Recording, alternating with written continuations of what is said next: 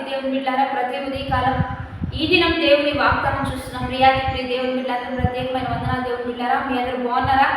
ప్రతి ఉదయకాలం దేవాది దేవుడే మనతో మాట్లాడుతూ ఉండగా వాగ్దానాలు చూస్తూ దైవికంగా సిద్ధపడుతూ ఉన్నారా? ఈ దినం దేవుడు మనతో ఏ వాక్కు నుంచి బలపరుస్తున్నాడు చూద్దాం. పరిశుద్ధ లేఖన గ్రంథంలోంచి కీర్తనలు 4వ అధ్యాయం మొదటి వచనం చదువుకుందాం. నా నీతికి ఆధారమగు దేవా, నేను మొరపెట్టినప్పుడు నాకు ఉత్తరమిమ్ము. ఇరుకులో నాకు విశాలత కలుగు చేయువాడవు నీవే. నన్ను కరుణించి నా ప్రార్థన అంగీకరించుము. ఇక్కడ దేవాది దేవుడు మనకిచ్చిన బలమైన వాక్యం అనండి. దేవుని బిడ్డలారా, నా నీతికి ఆధారమగు దేవా, నేను మొరపెట్టినప్పుడు నాకు ఉత్తరమిమ్ము. ఇరుకులో నాకు విశాలతనిమ్ము.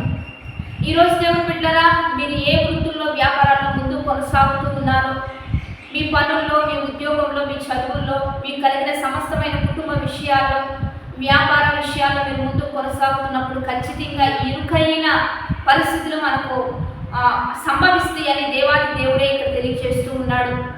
కానీ ఎవరైతే దేవుణ్ణి ఆధారం చేసుకుంటారో, నీతిని అనుసరించి నడుస్తూ ఉంటారో, దేవుని వైపే చూస్తూ ఉంటారో, వారందరికీ దేవుడు ఇరుకులో విశాలతను కలుగు చేస్తాడు. వారి ప్రార్థనలన్నీ దేవుడు అంగీకరిస్తాడు.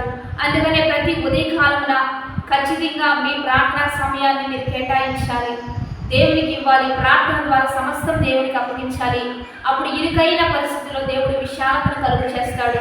మీకు శ్రమ కలుగక మానదు, కానీ నేను చేయించి ఉన్నాను కనుక మీరు కూడా చేయిస్తారని దేవుడే మనకి బలమిస్తున్నాడు. దేవుని బిడ్డలారా, శ్రమ కలుగక మానదు, నేను లోకమును చేయించి ఉన్నానని దేవుడు సెలవిస్తూ ఉండగా, శ్రమలు వచ్చినా, శోధనలు వచ్చినా, ఇరుకులు వచ్చినా, ఇబ్బందులు వచ్చినా వాటిలో విశాలత దేవాది దేవుడే కలిగిస్తాడు.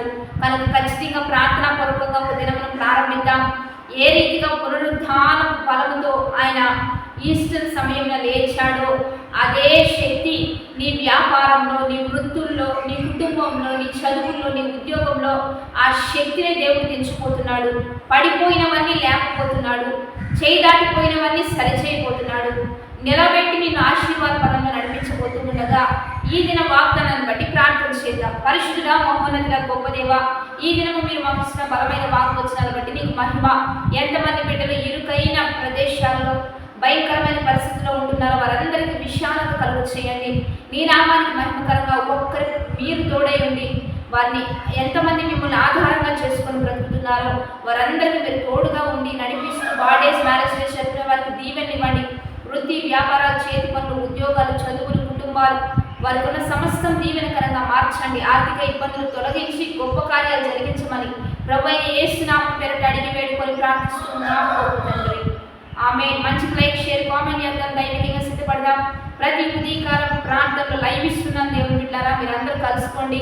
మనందరూ కలిసి దేవుని నామాన్ని మహిమపరుద్దాం. Have a blessed day. Amen.